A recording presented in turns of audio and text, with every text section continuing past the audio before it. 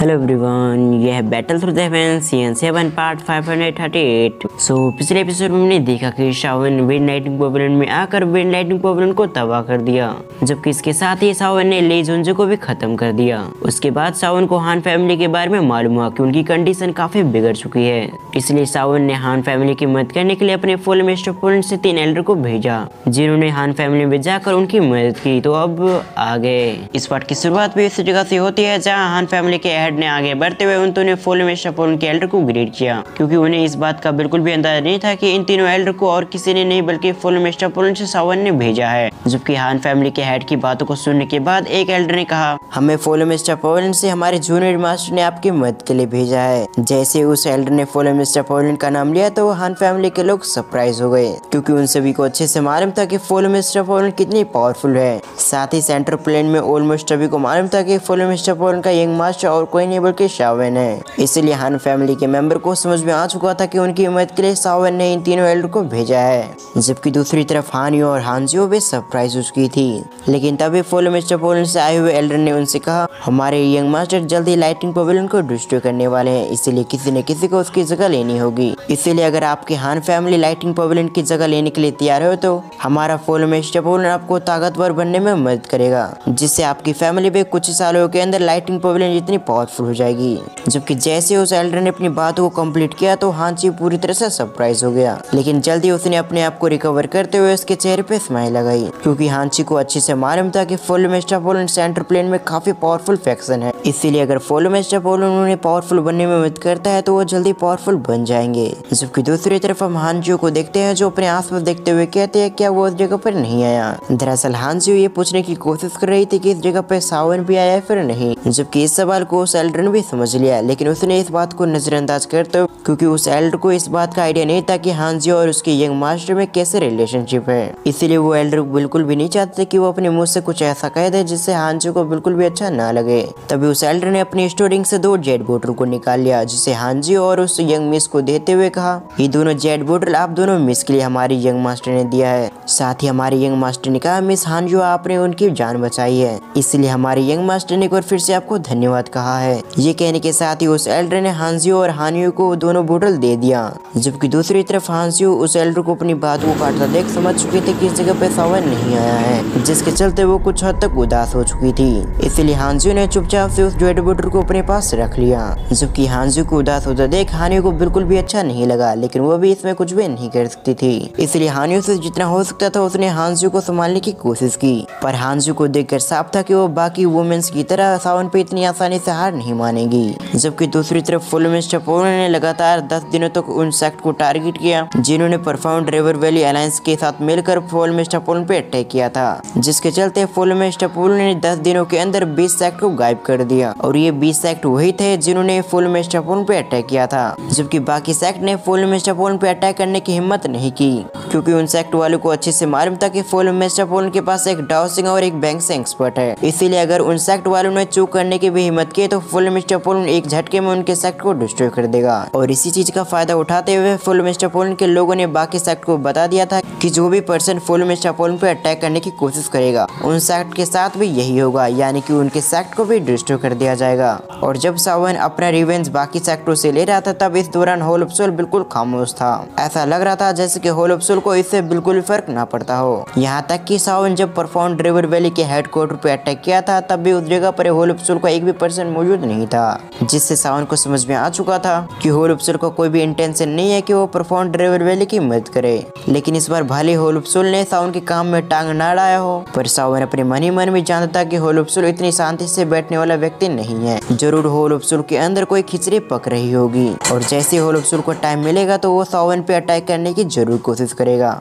ये सब सोचने के बाद शावन ने कहा, भले मैंने अभी डाउसिंग लेवल को अचीव कर लिया हो, पर इसके बावजूद होल ऑफ सोल इतनी आसानी से मुझे नहीं जाने देगा, इसीलिए मुझे अलायंस को बनाने का काम जल्दी स्टार्ट करना होगा। ये सब सोचने के बाद शावन ने मास्टर योलो से कुछ समय तक बातें की, जिसके बाद मास्टर योलो और शावन दोनों अलग अलग डायरेक्शन की ओर बढ़ गए। फिर सीन से प्रोग्राम फ्लावर सेक्ट के अंदर का सीन देखते हैं, जहाँ पर सभी को मालूम हो चुका था कि मास्टर योलो उनके सेक्ट में आए हैं, और ये बात जल्दी फ्लावर सेक्ट के एंसेस्टर तक भी पहुँच गई। इसलिए वो जल्दी मास्टर योलो से मिलने लेने के लिए उनके सामने आ गई और ये दोनों ही एंसेस्टर बैंक्सिंग लेवल पे थी। जैसे बाकी फ्लावर सेक्ट के मेंबर ने अपने एंसेस्टर को देखा तो सभी लोग उसे ग्रीट करने लगे, जबकि फ्लावर सेक्ट की ग्रेट एंसेस्टर आगे बढ़कर मास्टर येलो से बातें करने लगी और कुछ समय मास्टर येलो से बातें करने के बाद ग्रेट एंसेस्टर को समझ में आ चुकी थी कि मास्टर येलो उनके साथ मिलकर एक अलायंस बनाना चाहता है जो होल ऑफ सोल से लड़ने में उनकी मदद करे।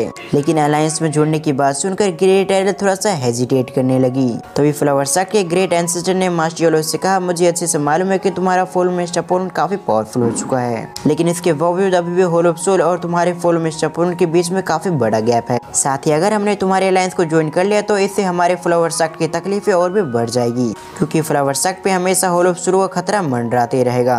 और ऐसा इसलिए था क्योंकि तुम्हारे अलायंस को ज्वाइन करने का साफ मतलब है होल ऑफ सोल के खिलाफ जाना। जबकि ग्रेट एल्डर की बातों को सुनने के बाद दूसरे एंसेस्टर ने कहा, यालो भले तुम एक हाई लेवल बैंक्सिंग हो और तुम्हारा स्टूडेंट एक डाउसिंग एक्सपर्ट हो, लेकिन इसके बावजूद इतनी स्ट्रेंथ होल ऑफ सोल जैसे एक पावरफुल हाउस से लड़ने के लिए काफी नहीं होगा। और इस एंसेस्टर ने ये बात ऐसे नहीं कही थी क्योंकि उन्होंने खुद पास्ट में होल ऑफ सोल के एक्सपर्ट से फाइट किया, इसीलिए इन्हें होल ऑफ सोल की स्ट्रेंथ की अच्छी जानकारी थी। जबकि एंसेस्टर की बातों को सुनने के बाद यूनियन ने साउंड की साइड लेते हुए कहती है, स्टार पवेलियन के साथ एक अलायंस बनाने में भले ही रिस्क हो, पर इस अलायंस से जोड़ने से हमारे फ्लावर सेक्ट को काफी फायदा पहुंचेगा। जैसे कि परफॉर्म जॉन सेक्ट जो काफी पावरफुल था, जिसके चलते उसने हमें कई बार परेशान किया, लेकिन अगर हमने इस अलायंस को ज्वाइन कर लिया तो परफॉर्म जॉन सेक्ट जैसा दूसरा पावरफुल सेक्ट हमें परेशान नहीं कर पाएगा, क्योंकि इस अलायंस में जुड़ने से हमारी पावर काफी बढ़ जाएगी। यूनियन की बातों को सुनने के बाद दूसरे परफॉर्म जॉन सेक्ट की एंसेस्टर यूनियन की ओर देखने लगी। साथ ही उस एंसेस्टर को सावन और यूनियन के रिलेशनशिप के बारे में अच्छे से मालूम था, इसलिए एंसेस्टर ने यूनियन को टीज करते हुए कहा, मैंने सुना है कि तुम्हारे और सावन के बीच में पास्ट में रिलेशनशिप रह चुके हैं, तो क्या तुम कहीं ये तो नहीं सोच रहे कि इस अलायंस को जोड़ने की वजह से तुम सावन के काफी क्लोज रह पाओगी।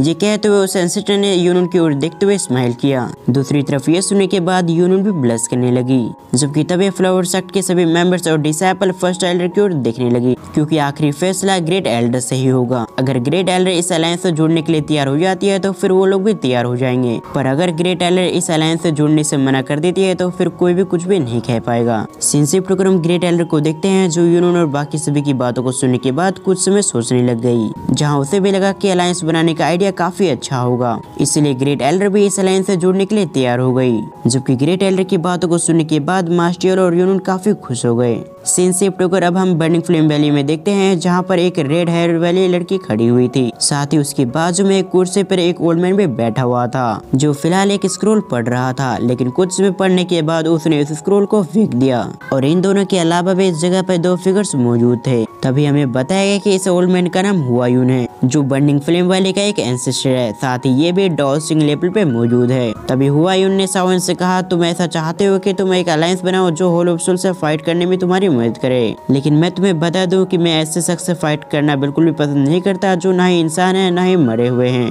इसीलिए मैं ऐसे शख्स से बिल्कुल भी फाइट नहीं करूंगा। ये कहने के साथ ही उन्होंने सावन को इस जगह से जाने को कहा, पर तभी हुआयून ने सावन को अच्छे से देखा, जहाँ उसे मालूम है कि सावन तो डाउसिंग लेवल के 1 स्टार पे है और वो भी काफी यंग एज में। साथ ही उन्होंने देखा कि सावन की हाइट भी काफी अच्छी है, इसीलिए एंसेस्टर हुआयून ने सावन से कहा, अगर तुम चाहते हो कि हम तुम्हारे अलायंस में ज्वाइन करें तो तुम हुआ किंगर से शादी कर लो, जिसके बाद हम तुम्हारे अलायंस को ज्वाइन कर लेंगे।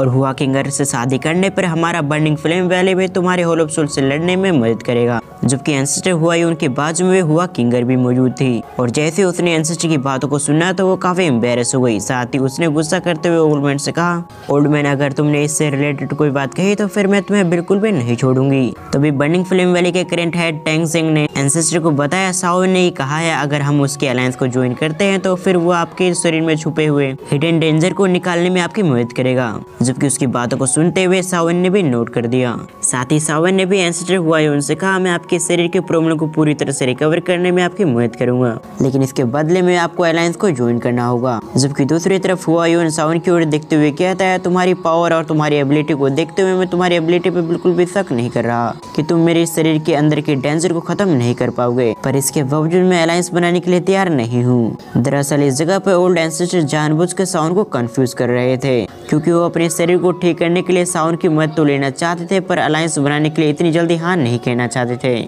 और ये बात शाओन को मास्टर यारो ने कुछ समय पहले बता दिया था कि ओल्ड मैन थोड़ा सा जिद्दी है और वह किसी चीज भी के लिए भी इतनी जल्दी हाँ नहीं कहता। और ये बात जल्दी शाओन को भी एहसास हो गया कि ओल्ड मैन इतनी आसानी से अलायंस बनाने के लिए नहीं झुकेगा। और इस बात को कंफर्म करते हुए एक बार फिर से शाओन ने एंसेस्टर से कहा कि सच में आप अलायंस नहीं बनाना चाहते, क्योंकि अगर आप हमारे साथ अलायंस बनाने के लिए तैयार हो जाते हैं तो फिर मैं आपकी शारीरिक बीमारी को भी सॉल्व कर दूंगा। शाओन की इन बातों को सुनने के बाद फाइनली एंसेस्टर हुआयून अपनी जगह से खड़े हो गए और इसके साथ ही उन्होंने अपनी बॉडी से एक टेरिफाइंग एनर्जी निकाली, जो स्पिरिचुअल एनर्जी साफ बता रहे थे कि एंसेस्टर हुआयून एक डॉसिंग एक्सपर्ट है। और कुछ समय इसी तरह से नौटंकी करने के बाद एंसेस्टर हुआयून फाइनली इस अलायंस के लिए तैयार हो गए।